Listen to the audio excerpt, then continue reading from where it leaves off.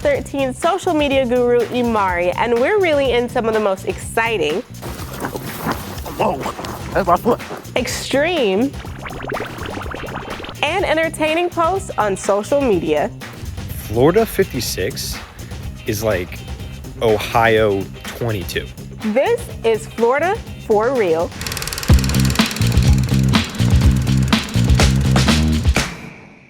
Social media moves fast, so we're here to break it all down for you.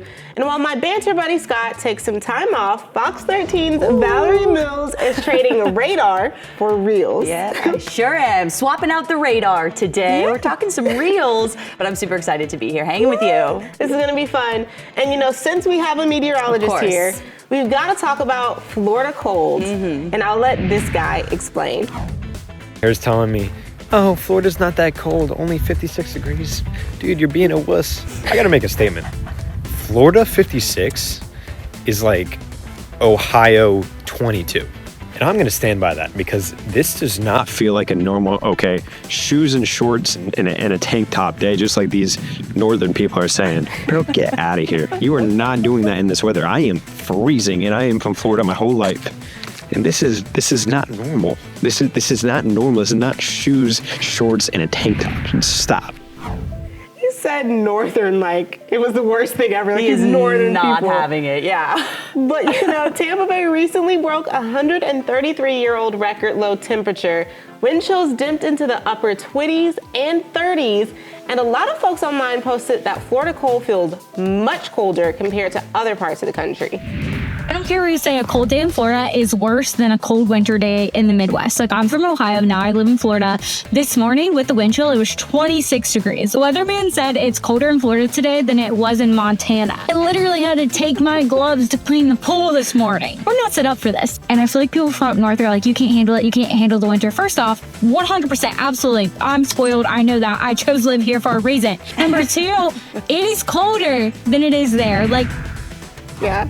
Yeah, okay, to say Floridians were freaking out during that cold snap definitely is the case. People leading up to it, I had people telling me, I don't have sweaters for this type of cold, and it really, I mean, it was cold. It was maybe we'll call it Ohio 20 degrees, Florida 50. I'm gonna have to start using that scale when I do my forecasts. But really, I mean, we're talking 20 degrees at least below normal for us. We are also used to the humidity that tacks on, making it feel warmer for us. So when we completely talk about this dry and cold air, it really tacks on all of the ingredients to making it just feel colder for our bodies, and we're just not able to warm up like we normally do here in the Sunshine States. Well, you know, I'm born and raised here, so I was freezing. Are you used to warmer or colder temperatures? You know, I kind of ride the middle because I'm also from South Florida, so I'm also used to 50, 60 is sweater and boot weather, but I did have to brave the cold for a couple of years in Colorado. So so now I can handle it a little bit more. Yeah, Colorado is no joke. You need the right clothes to stay warm either way, that's for sure. But you know, when temperatures dropped, I went out and braved the cold to ask people when they turn up the heat in their homes. What temperature does it have to be outside for you to turn your heater on in your house? My heat was on last night. Say 40 overnight. Oh, let's wow. Say. Yeah. Okay. It would have to be like 60 for me to turn on my heater. That's like the right temperature for me. I'd probably say like 65, probably around that, maybe 62. Actually, I'm one of those people that sleep at night with my fan on and my AC on, even though it's this cold. So I'm notorious for that. I sleep hot. Okay, so you probably will never turn your heater on. No, well, no. I refuse to. Because you're used to colder temperatures, what do you set your thermostat at? When do you turn that heater on? 72 degrees year round. I usually don't go off temperature. I kind of just go off of like, if I'm in a shirt and the nips show. For me, that's when I'm like, all right, the heater's going on, the nips are out, the heater's coming out too. We gotta heat it up. Well, that's one way to know if it's cold outside. Yes. That's for sure. Caught me off guard, but are you a 60 degree, a 40 degree, when do you turn your heater on? Okay, some of those were some crazy temperature readings. 65 and we're turning the heater on, come on. Well, come on. A little nippy outside. No pun intended. A little nippy outside, indeed, okay? 60 below, we need the heaters on. I did not turn the heat on at all during this last cold snap. Really? Not at all. What was your house on? It's 64. Like your entire house Inside the was house. 64. Yes, sweatered up. The ice What queen. did you like? What did you have on a robe and some blankets Yeah, and some I like whipped fluffy? out the fuzzy pants and the Okay. fuzzy sweaters that never get to. Come on, the sweaters were out to play. Bring a blanket when you go to Val's house. Is what we're learning here. Yeah, I know where you stand on the heat. Okay. Yes, I'm very much a warm person. I like it to be warm. But you know, in addition to that blast of winter in the middle of November, we also got the chance to see northern lights across Central Florida due to a solar storm. So I had to ask you, how rare is something like that? Oh, wow. Yeah, all of the footage, just amazing. This was a really strong geomagnetic storm, and so pretty rare to be talking about these northern lights as far south as Florida, but it does happen every once in a while, and especially this time of the year. It's kind of depending on the rotation of the Earth, and it all starts with the sun, of course, Amari. Yeah. So we've got all these charged particles that come from the sun, and as they move into the magnetic field, they basically start to collide with some of the gases and the molecules up in the atmosphere. Those collisions happen and we get a big burst of energy that creates these colorful flashes of light. And when that's happening, billions of these at a time, it literally makes these auroras look like they're dancing across the sky. And so it's pretty amazing. You think this is just a bunch of little particles up above us and they're creating these just displays of northern lights that we get to see. Wow, so instead of Bill Nye the Science Guy, we have Val the Weather Gal. Bring That's it our on. science lesson Bring for it today. on. I love it. Well, you know, we've got to take a short break, but when we return, a goldfish gets surgery and a fisherman is nearly nipped by a gator, and I don't know why we keep using that word. Whoa, that's my foot.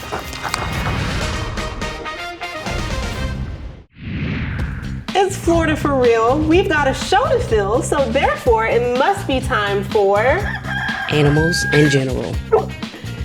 Did you know that a fish can have surgery? Okay, well, a viral video with 3.7 million views shows a doctor at Tampa Vet Hospital performing a sedated procedure on a goldfish that needed a biopsy and radiographs performed. And no, this is not AI. And you know, we have so many questions. Yeah.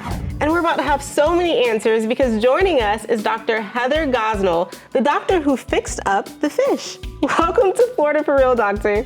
Okay, so we have some questions for you. This one coming from the comments. Alexis asked what was wrong, and we have the same question. Yeah. What happened? Why did this goldfish, it looked like, need the procedure? Yeah, so Sushi came into us originally because his owners noticed that he was really just staying at the bottom of the tank and wasn't swimming around like he normally does. So they were concerned and brought him in to get a workup. So we assessed him for parasites, as well as did some x-rays to check for swim bladder disease.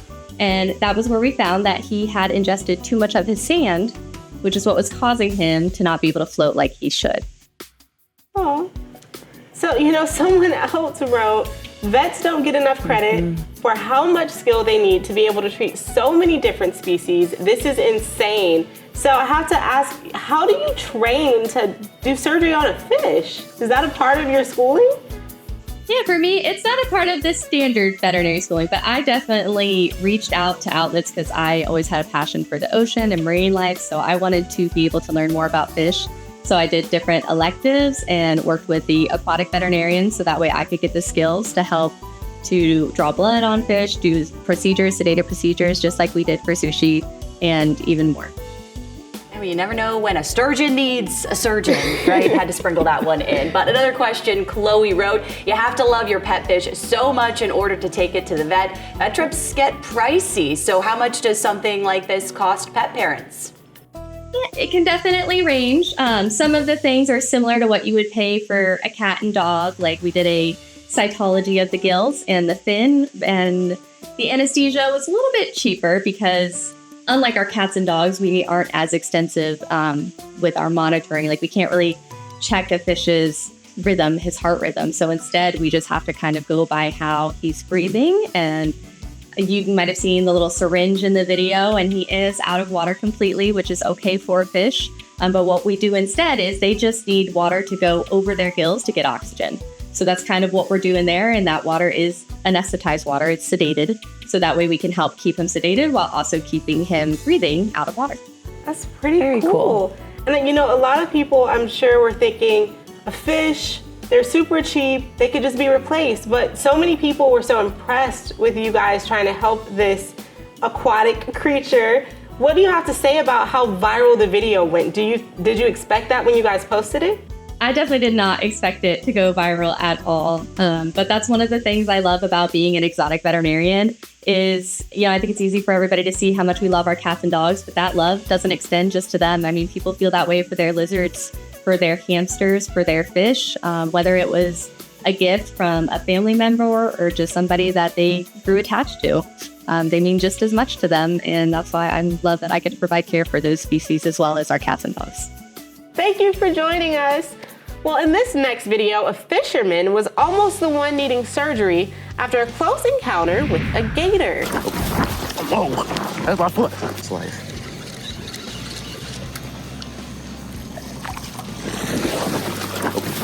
Oh, that's my foot.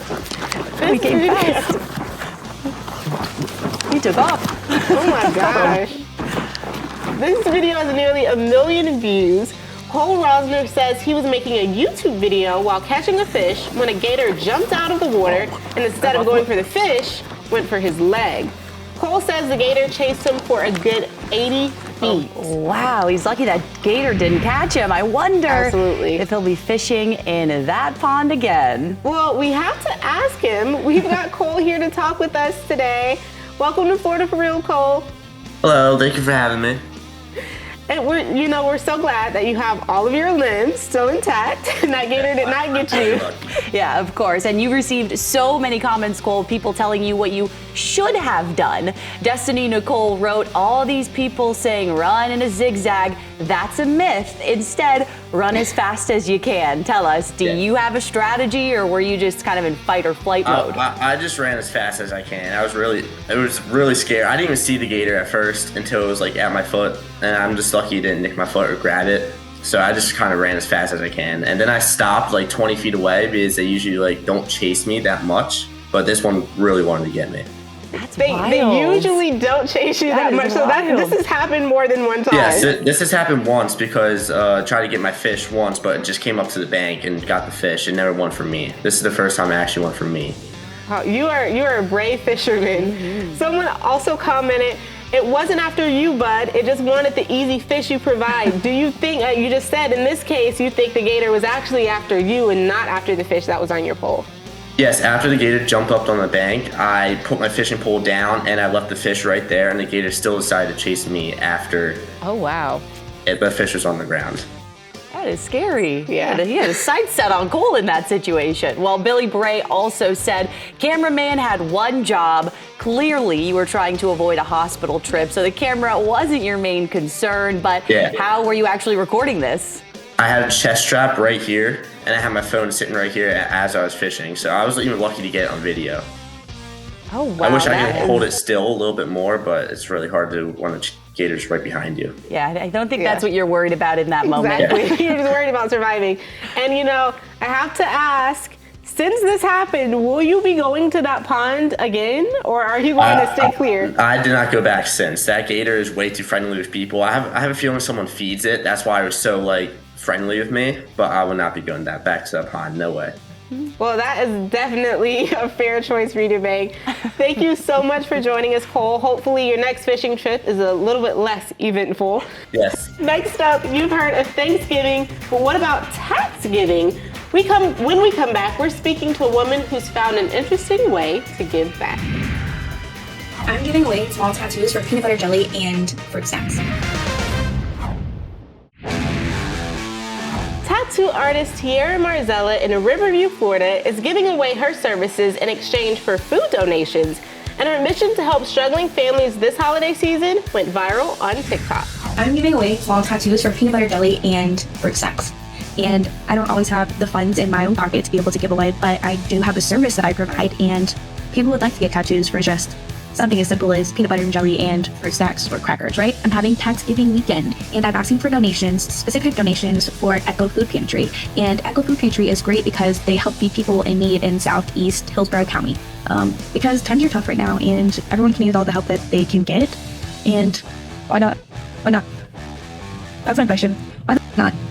why not be a good person and try to help people out if you're capable? Because we need more of that. So that's what I'm doing. Tatsgiving weekend, November 21st to 22nd. Again, I am just a little bit south of Tampa. So if you would also like to give back and help a great cause, then hit me up, send me a message. I only have a couple of appointments left, but I'll give as many gift certificates as people want to donate that weekend. So hopefully we can raise some money and we can also raise some necessities and food and be able to help out our local food pantry. Wow, nearly 80,000 people have watched Tiara's video.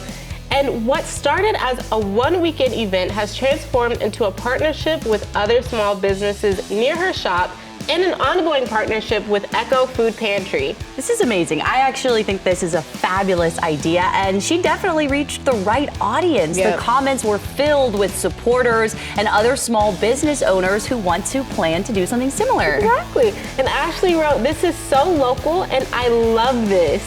Danielle commented, "I hope all artists hop on board all over the U.S." Joe said, "This is amazing and incredible and inspiring and so beautiful." Tiara is here with us today to share more about Tatsgiving. Welcome to Florida for Real, Tiara. So you're encouraging people to get inked to give back. What inspired this idea?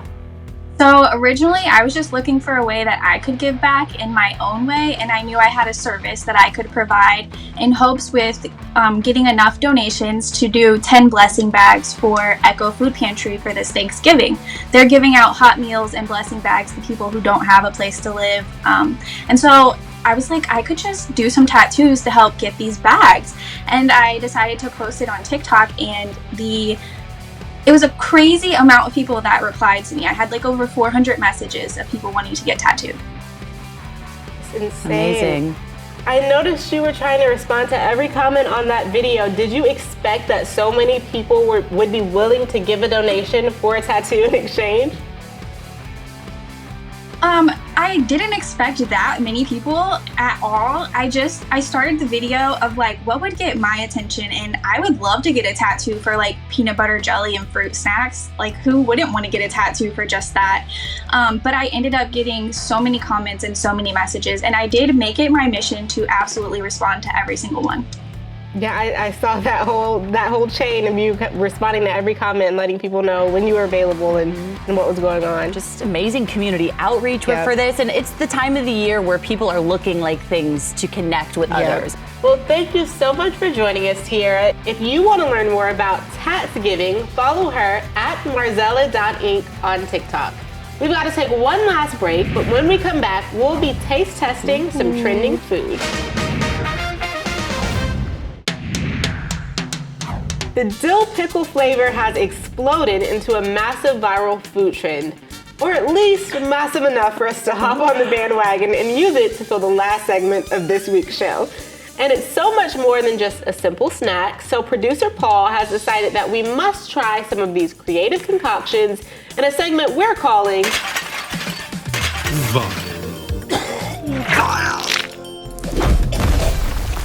Pickle Edition. Yeah. Oh. That's an interesting. Wow, it just kept pickle. going. The pickle edition. All right, well, I don't know if I'm gonna like all of these, but we're gonna try them. We are definitely gonna try them. We're gonna give it a try. So arguably the least unusual thing we'll try today is the Pickle Witch. Available for a limited time, thank heavens, from Jimmy John's, who describe it as original sandwich filling stacked between thick cut pickle slices instead of bread for a fresh, zesty bite. Thank you, producer LaWanda. Wow, thank you. She does it all. Oh, it's all pretty. Okay, so definitely not the size of a normal sub. No. We're going a little smaller, more like the pickle size. It definitely smells of pickle. It smells very much like a pickle. Should we time the bite? So I guess it's classic sub in there. Yeah. Meat, cheese, veggies. Let's do it. Okay. Oh wow. Crunchy. I will say that it was a very awkward eat because it just slides to the back of you. It's a little slippery. It's difficult. Okay, it's falling apart. Okay. Okay. You know, I could you know, I could eat that. I'm not crazy about it. It definitely tastes like a sub without the bread. Yeah, like it tastes fine. It's heavy just on the a little pickle. Awkward. It's a little awkward to eat. I wouldn't want to eat that on like a first date or something. I think when you're describing something as slimy, I'm gonna say. I think I'm gonna give this one. I will also say viral. Because it's not bad and it's very unique. It's very much girl dinner, you know? It is girl dinner. Okay. Okay, so now we have pickle pizza. Oh yeah. Sean Fierro at Dunedin's Madison Avenue Pizza has this on his regular menu, made with the dill pesto, pickles, and mozzarella with fresh dill added once it's out of the oven. He does make regular pizza so good, it got the Dave Portnoy thumbs up. This is the way pickles should be. I'm most excited about this. Okay, it's beautiful. Oh. That's a beautiful piece of pizza. Okay. Nice and thinly sliced. I love a thin sliced pickle pizza. after that thick slice. It smells very much of dill. It's very dilly. It's got a nice, actually, seasoning smell to it. It's the real dill. It's the real dill. All right, let's do it, Amari. Oh, I like that. That's actually good. I like that.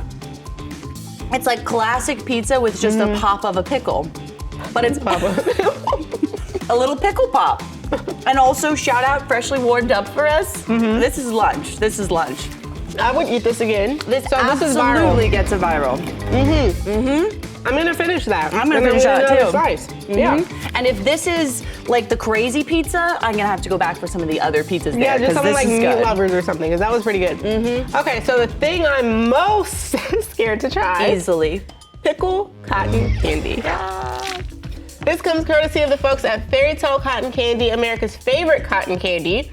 Though that might be a term in general versus this specific flavor. All right, this one I think we have to just get this one over with. Oh, we have a whole tub of it? Okay. We'll take a moment to admire just the coloring of the cotton candy. It's literally. That's your green cotton candy. Oh, it's like oh my gosh, it cotton candy. smells. It doesn't smell sweet at all. It smells like. Oh, okay. Let's do it. It smells like pickle. I know, we went so small. All right, I'm gonna go a little bigger. I'm not going bigger. No. Oh, it's weird. No. It's weird. We're gonna close that up. That's a classic, like, that's gonna be a classic throw up face for me. I won't even say that it's disgusting. The flavor was very off-putting. Something that may make you feel better, I have eaten a cricket, and that is one notch above the cricket. Okay. I would never eat a cricket. Crickets are low on my list at this point. Yeah. So we're just gonna slide that on there. It's gonna be a no. And to have the best chance of catching someone barfing on camera, of course, we have a bonus viral or vile dessert we apparently have to try. Okay. For those who don't know, it's the Taco Bell Mountain Dew Baja Blast Pie. That's a long title. That's a title. The fan-fueled legend is crashing Friendsgiving as the rarest dessert of the season. So with any luck, you guys watching won't encounter it over the holidays. Oh my gosh. Just the color on this pie. Yeah. You can see it. It looks radioactive. Okay, I've been seeing a lot of people, thank you. I've been seeing a lot of people post about this pie, so I am kind of excited. We've all tried the Baja Blast, right? I mean, I know you and I have, and it's quite delicious. It's almost like pie form. I mean, it's like key lime, maybe. Okay, let's take a little sliver. The color is very interesting. I'm gonna go like the crust heavy end of the pie. Let's do it. Oh, I don't like that. I don't like that. Actually, hold on. It tastes very. I gotta eat another bite. It tastes like a soda. It really kind of does. I kind of like it. You do? I kind of like it. Am I weird? I think I'm kind of weird. You know what? Something for everyone. The vote? You know, it does have a little tartness to it. Yeah. It's kind of viral. Nope, for me. It's a no for me. Or maybe I'm just a weirdo. Now my tongue is gonna be green like that pie. Oh, so true. it's in theme for the Wicked movie that we're going to see this shout weekend. out to the color on this pie. I don't know what is in there making it look like this, but it's popping. There's some stuff in there. It's popping. But you know, while I think this pie is viral, if you have a viral video we should be talking about, send it to us at Florida for Real on Instagram or TikTok. And remember to keep it real, Florida for real.